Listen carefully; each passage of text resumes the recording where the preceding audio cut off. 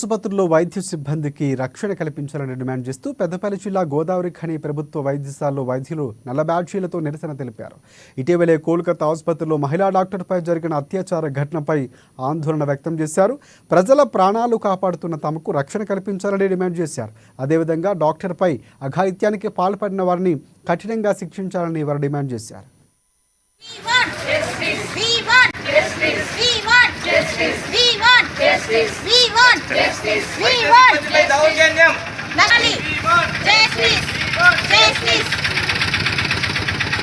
రాత్రి డ్యూటీలో ఉన్న ఒక ఫిమేల్ డాక్టర్ని కోల్కతాలో హాస్పిటల్లో డ్యూటీ చేస్తున్న సమయంలో షిఫ్ట్ అయిపోయి నైట్ షిఫ్ట్కి రెస్ట్కి పోయి సెమినార్ రూమ్లో పడుకుంటే ఆమె మీద దౌర్జన్యంగా రేప్ చేసి చంపడం జరిగింది. సో ఇది దేశం మొత్తం ఈరోజు ఖండిస్తున్నాము. ఆమె డ్యూటీ చేసి సపరేట్ ఫీమేల్ డాక్టర్స్ రూమ్ అనేది లేక ఇస్తున్నాము. చాలా బాధాకరంగా ఉంది. అండ్ ఇలాంటివి మళ్ళీ ఎప్పుడు జరగకుండా మేము మా అసోసియేషన్ తరఫున అలాగే గవర్నమెంట్ కూడా అన్ని విధాలుగా చర్యలు తీసుకోవాలని చెప్పేసి మేము కోరుకుంటున్నాము.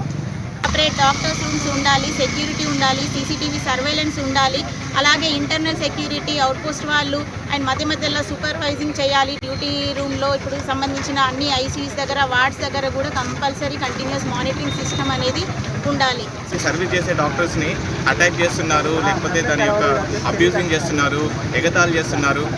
ఇంకా అసలు చెప్పుకోలేనంత చేశారు. దానికోసం మేము ఇది పెడుతున్నామని అనుకోలేదు.